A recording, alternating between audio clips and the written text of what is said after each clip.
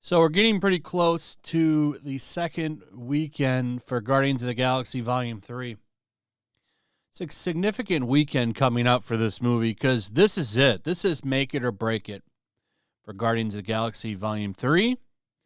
And to be honest, Marvel Studios.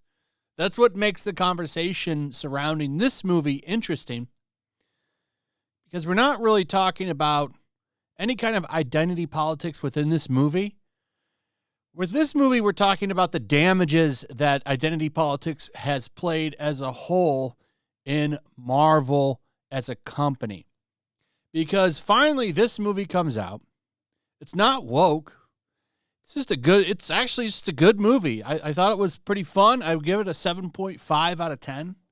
That's where I land on this. I would need to watch it again to really put this at a 7 or an 8. So I'm going to put it at 7.5 out of 10. It's kind of like an older Marvel movie. It's fun in a lot of ways, but it's also kind of depressing. I won't ruin it for you, but I still enjoyed it. Think it's the weaker of the three. I mean, the first one is definitely the best, hands down. Second one, actually like the second one. I like all three of these movies, but I think this one's the third. If I were going to rank them, it would actually be 1, 2, 3. But what makes this movie significant is the fact that because Marvel has went on the deep end with woke and put out nothing but garbage products for the entirety of Phase 4, it's bit them in the ass. I think people are checking out, and you're seeing it in a lot of these numbers. Ant-Man and the Wasp, second weekend, of course, the most catastrophic, down 69% that weekend. That movie, of course, it would be disastrous for Thor. It would be disastrous for Guardians of the Galaxy 3 to have that kind of a drop. Will it have a 70% drop? I don't know. Thor: Love and Thunder had a 68% drop.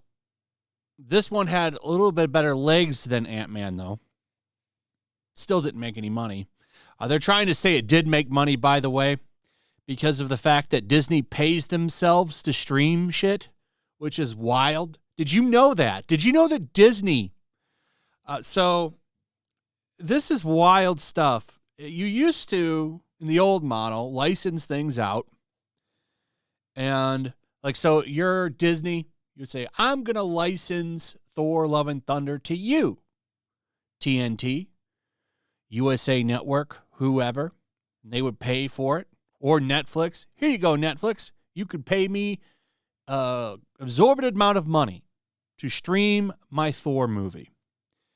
And they would get paid for that. Now, they're paying Disney Plus money or some shit. They're literally paying themselves. So that money that they would have made from somebody else, they now pay themselves for the rights to their own movie to stream on Disney Plus, which is craziest shit I've ever heard. Of course, nobody in the media questions this, doesn't even acknowledge that it's not really true profit, and they say this movie made money. It didn't. And then, of course, Wakanda Forever also had a steep drop. I've actually seen from 55 to 68% on this one. So I'm just going to say, let's just say it dropped 60%. I went to a couple different sites. I'm not sure which one it is. So we'll just meet in the middle. So every movie that they put out in Phase 4, except for, I think, Doctor Strange, which didn't have a crazy drop. And that's because it rode on Spider-Man's coattails, let's be honest. It was more of that tomfoolery that they play sometimes, like they did with Captain Marvel, where they sandwiched it between two Avengers movies and told you needed to see it. I feel like the whole multiversal angle and Doctor Strange being in No Way Home, as well as that one being a multiverse movie, they tried to make it seem like it was an essential follow-up to No Way Home, and it, of course, wasn't. They really had little to do with each other than one line in Multiverse of Madness where he's like, yeah, we had something to do with Spider-Man. So that movie was the only one that really just kind of kicked ass for Disney, was Multiverse of Madness. And I don't even think it cracked $1 billion. So Guardians of the Galaxy 3, how will it perform? Well, Variety is claiming 55%. So you have this movie Book Club coming out. I don't know about it, don't care about it. This doesn't look like anything I want to see. If you do, great for you. They're saying that it's going to have a strong turnout for Mother's Day. Okay, maybe. It's aiming for second place on box office charts behind Guardians of the Galaxy Vol.3, which will dominate again in its second weekend of release. After scoring $118 million to start, the third and final installment of the James Gunn-directed Marvel trilogy is projected to dip by 55%, putting ticket sales at roughly $50 million to $55 million. To date, Guardians 3 has grossed $138 million in North America and $344 million globally. So, 55% drop. That's an estimate. It could be more. It could be under. I think this drop is very important, though, because if this is in the 60s, it kind of shows that you've lost a lot of your audience, because this is actually a good movie. And if you can't get people to show up and watch a good movie a couple of times, you're in trouble. And that's the thing. People need to see these movies multiple times for them to be successful. And it's just not really happening. Not really happening. Not like with No Way Home. I went and saw that movie twice. And, I'm not the only one. A lot of people did. That's why it did so damn good.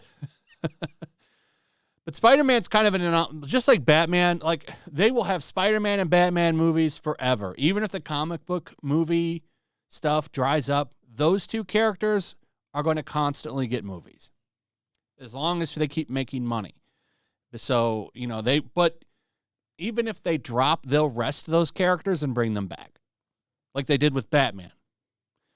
How long was Batman resting? From Clooney to Bale.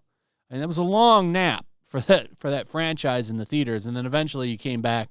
It'll be the same thing with Spider-Man, though they've never rested him. Then they haven't had to. They haven't had to, really.